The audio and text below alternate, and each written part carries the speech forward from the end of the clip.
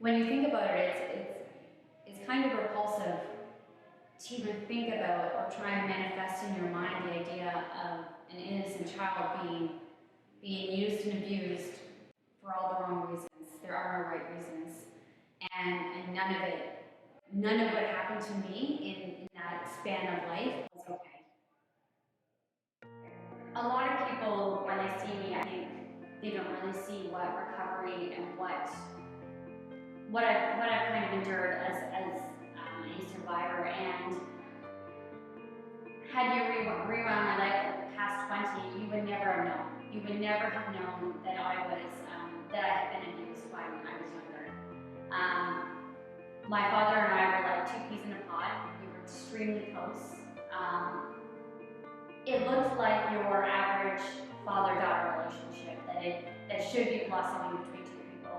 It looked healthy, it looked intact, it looked fun, but it was the complete opposite. I was living in a world, we had our own little bubble in the world around us, and everyone else was around us living and doing life, and that's the only life I actually really knew. I was sexually abused from the ages of 5 to 15. It was my biological father who was my abuser, and this all happened while I was growing up and living in my house with my two brothers, my sister and my mother. I never disclosed up until the age of 20. I actually, after the abuse had happened, I went through a couple of years where I completely blocked it out. I completely forgotten that it happened. The only reason I disclosed was because my sister disclosed first.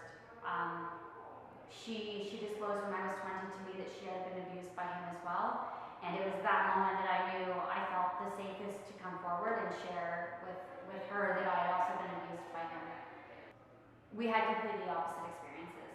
The only thing that we had in common is that we were both sexually abused, and it happened to be the same perpetrator. Other than that, our stories are polar opposite. I don't think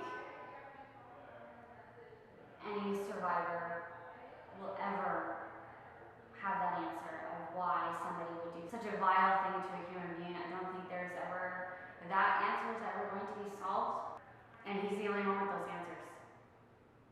Only one. I think their initial reaction was they were hurt and scared and confused, and that translated to me that they didn't care. They had no intention of trying to figure this out with me. And that was very hard. My history is filled with addictions, abuse, and domestic violence. But I have promised myself and promised my family that this will be the last, and that I will do everything in my power to make sure that this isn't happening ever again in our family. I was your leadership, happy-go-lucky, friends with everyone, loving life, and I did that purposely. I think that subconsciously I made it so that the world would never second guess my existence or what I had been through.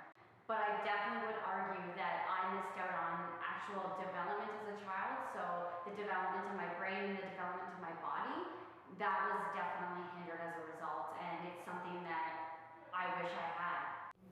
As soon as I went to university, that's where everything changed. And I mean everything. My depression became quite unbearable. I started going to classes, and 5 out of 8 were on child abuse or child protection, and at some point I just couldn't deal with it anymore. And I fell apart fast. I was literally thrown on antidepressants right away, but at that point my coping mechanisms just became a lot of alcohol, drugs, self-harm, isolation. Something that many people don't even realize is that coping mechanisms can be used for many positive things, but at the same time, they can become your worst enemy. And at that point, they were more detrimental than helpful to me.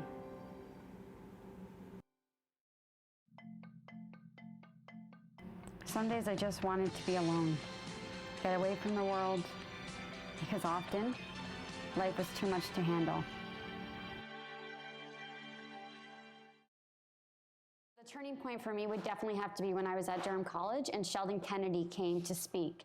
And he came with his story and the center and the work that he had already been doing as an advocate.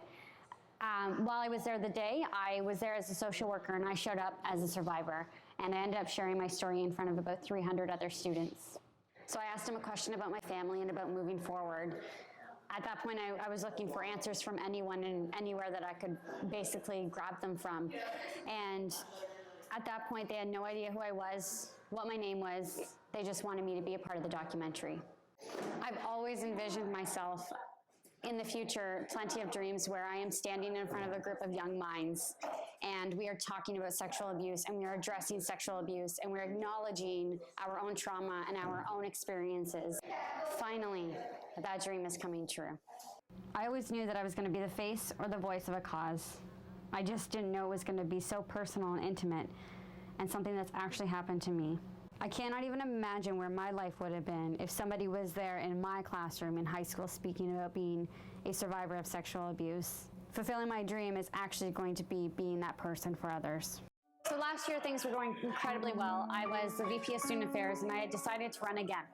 I thought I had a really good chance at this and that the students needed my voice and my leadership.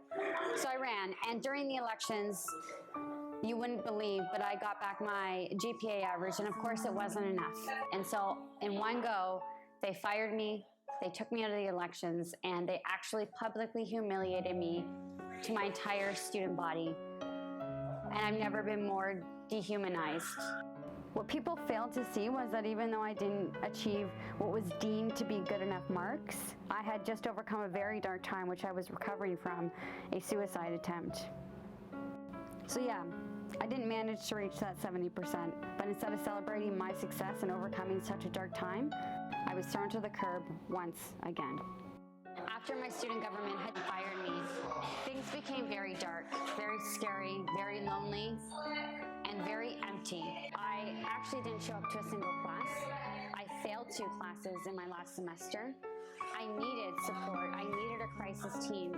I needed an intervention, and no one was there on campus. No one.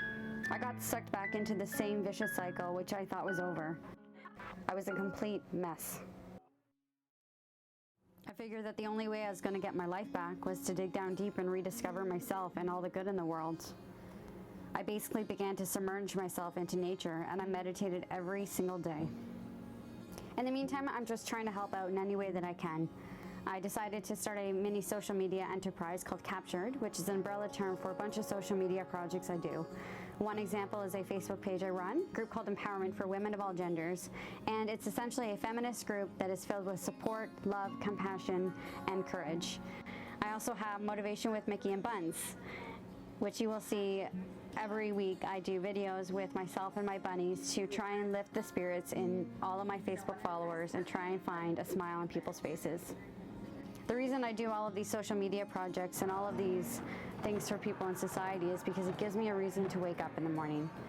They have the ability to change the world and, quite frankly, change somebody's life. I've realized my purpose, and I've realized I'm pretty good at it, and it's no longer about me at this point. There are people who actually look to me every day to find a level of safety, and I'm trying to hold on to that with as much humility and integrity as I possibly can. There isn't much I change about myself. I'd probably change having arthritis some days because it's really painful, but I would never take back being a survivor. I am living proof that everyone can live with a purpose. No matter what your battle, your struggle, whatever your suitcase is holding, I believe that everyone can use their story for the better. My purpose is to comfort others.